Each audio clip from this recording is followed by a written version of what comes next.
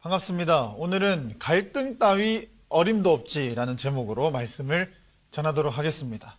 오늘 우리에게 주신 하나님의 말씀은 신약성경 사도행전 16장 31절의 말씀입니다. 제가 읽어드리도록 하겠습니다. 이르되 주 예수를 믿으라. 그리하면 너와 너의 집이 구원을 받으리라 하고. 자, 여러분, 성당 아시죠? 성당. 그 천주교의 중심지, 그곳은 바로 로마입니다. 그 로마 가톨릭에서 말하는 교황, 초대 교황은 AD 64년경에 로마 바티칸 언덕에서 십자가에 거꾸로 매달려 순교한 예수님의 수제자 베드로입니다. 그러니까 베드로가 초대 교황이라는 이야기예요. 그런데 그 많은 가톨릭 신자들조차 잘 모르는 사실이 하나 있습니다. 바로 베드로의 뒤를 이은 수많은 교황들이 총각인 반면에 베드로는 유부남이었다는 사실입니다. 예수님의 12사도들은 물론 초대교회 지도자들이었던 예수님의 친동생 야고보와 유다까지도 대부분 결혼 생활을 했었습니다. 그러니 성직자들이 결혼을 한다는 것, 그것은 처음에 교회가 생겨났다고 하는 초대교회 때부터 결코 이상한 일이 아니었습니다. 게다가 베드로 사도의 경우에는 그의 장모님에 대한 이야기, 그의 장모님에 대한 이야기가 공관복음이라고 해서 마태, 마가, 누가, 요한복음에 곳곳에 등장하는 것을 알 수 있습니다. 마가복음 1장 29절에서 31절 말씀입니다. 그들은 회당에서 나와 곧바로 야고보와 요한과 함께 시몬과 안드레의 집으로 갔습니다. 이때 시몬의 장모가 열병으로 앓아누워 있었습니다. 사람들은 즉시 이 사실을 예수께 말씀드렸습니다. 그래서 예수께서 그 여인에게 다가가셔서 손을 잡고 일으키셨습니다. 그러자 그 즉시로 장모의 열이 떨어졌습니다. 곧바로 그 여인은 그들을 시중 들기 시작했습니다. 이 말씀, 방금 읽어드린 이 말씀에서 흥미로운 사실 하나를 혹시 발견하셨습니까? 바로 베드로의 집에 그의 장모님이 함께 살고 있었다는 사실입니다. 그것도 아직 총각이었던 베드로의 동생 안드레와 같이 말이죠. 제가 잠시 거룩한 상상을 해보았습니다. 복음서에서 이 집을 베드로의 집, 시몬과 안드레의 집, 시몬의 집이라고 말하는 것으로 보아서 베드로가 이 처가살이를 한 것이 아니라 형편이 조금은 어려웠던 장모님을 자기 집에 모시고 함께 살았던 것 같습니다. 성격이 다소 다혈질이었을 망정 힘든 환경 속에서도 성실하게 살아가며 장모에게 각별하고도 듬직했던 사이가 바로 베드로가 아니었나 싶습니다. 다혈질 빼면 딱 저네요. 또 이런 상상도 해볼 수 있을 것 같습니다. 어느 날 베드로의 장모님께 청천벽력 같은 소식이 들린 거예요. 뭐냐면 예수라는 사람, 그 사람이 갈릴리 해변을 지나가다가 그물질하고 있는 베드로 형제들을 보고 자기를 따라오면 사람 낚는 어부가 되게 해주겠다. 이렇게 사위와 안드레 총각을 꿰어가 버렸다. 꼬셔서 데려가 버렸다는 소식을 들었습니다. 아니, 그물을 버리고 예수를 따라가? 그 그물이 대체 어떤 그물인데 그동안 이 가정을 지탱해요. 유일한 생계수단이 아니야?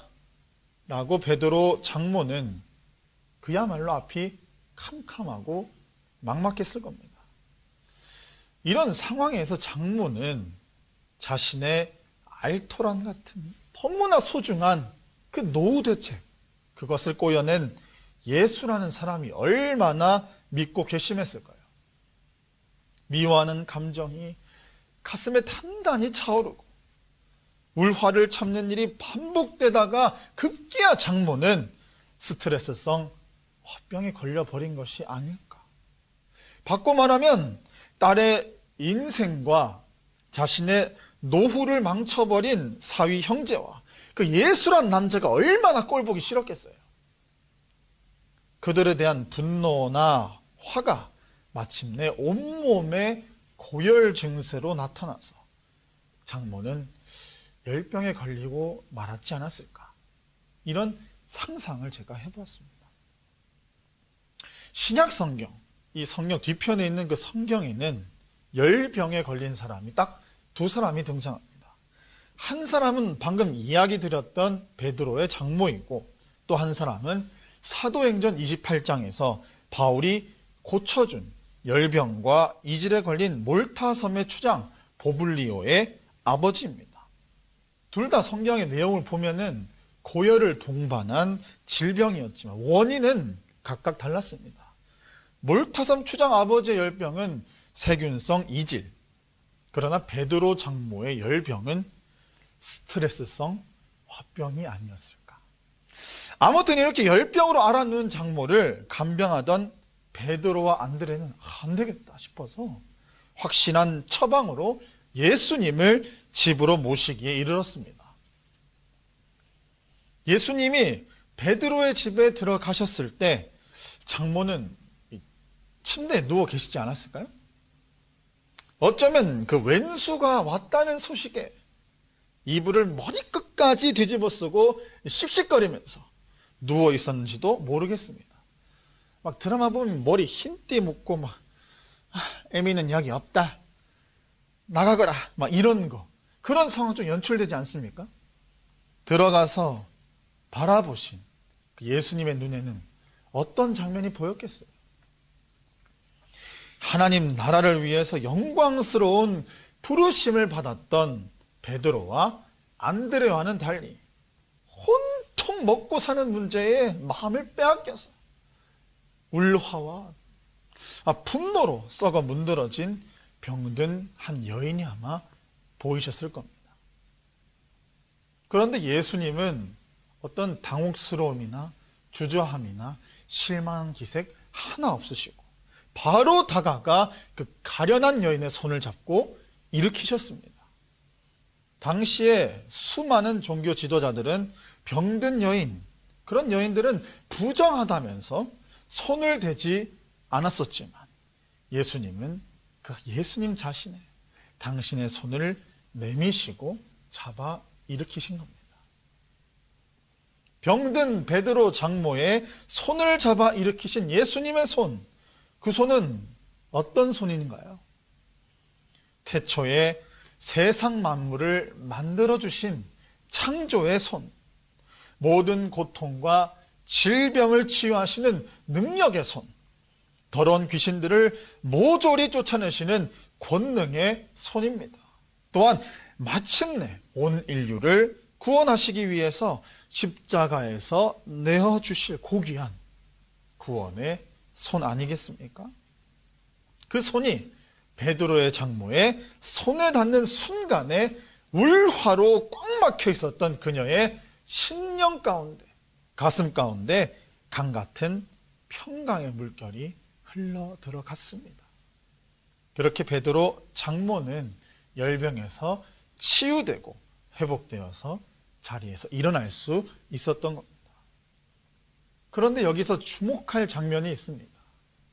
그 자리에서 일어난 그녀, 그 베드로의 장모는 이후에 곧바로 한 일이 있습니다. 아까 무엇이었습니까? 예수님을 시종 들었다고 나와 있습니다. 여기에 신약성경 원문에 보면 디아코네오라는 헬라어가 쓰인 것을 보면은 잠깐 감사해가지고 이 마음을 먹고 시중든 것이 아니라 지속적으로 계속해서 하나님의 종이 되어, 예수님의 종이 되어 섬기겠다고 마음을 먹었던 것을 알 수 있습니다.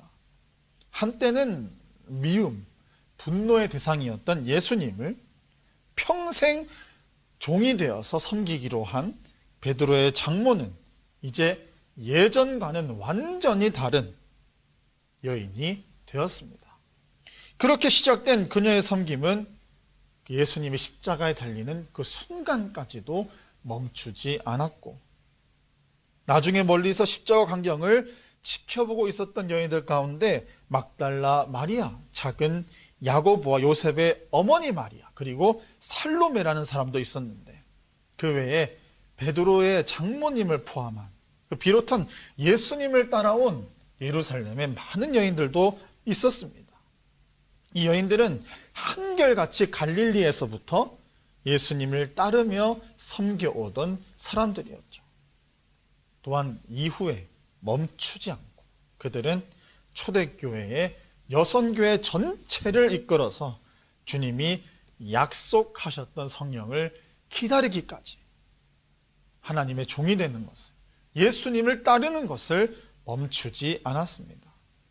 기도의 자리를 지키다 마침내 오순절 성령 강림의 기적까지 체험한 이 여자들의 맏언니이자 초대교회의 원조 걸크러시가 아니었을까 한번 생각해 봅니다. 예수님의 사역 초기, 이 초반 이야기에 베드로의 가정에 일어난 이 사건은 사실 오늘을 살아가는 저와 여러분의 삶에도 자주 일어나는 일입니다. 구약 성경은 이미 아들이 아버지를 무시하고 딸이 어머니에게, 며느리가 시어머니에게 들고 일어날 것이니 자기 집안 사람들이 자기 원수가 될 것이다라는 말씀이 있습니다. 경고가 있어요. 지금 이 순간에도 불신 가정에서 어렵고도 외롭게 신앙생활을 하는 친구들이 있으리라고 봅니다. 그들은 사도 바울이 감옥의 간수장에게 전했던 말인 주 예수를 믿으세요. 그러면 당신과 당신의 집이 구원을 받을 수 있습니다. 라고 했던 약속의 말씀을 붙들고 오늘도 안간 힘을 쓰며 기도의 자리를 지키고 있을 겁니다. 자, 말씀을 마무리하겠습니다.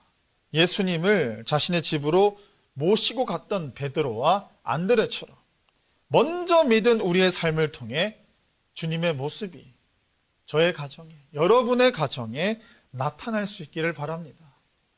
그때 베드로 장모님에게서처럼 오늘을 살아가는 부모 자식 간에, 형제 자매 간에, 고부 간에, 장서 간에 일어나는 수많은 갈등이 무색해질 정도로 우리 주님의 구원하심과 그 사랑하심의 충만함과 따뜻함이, 그 손이 가족들의 손을 잡아 일으킬 줄로 믿습니다.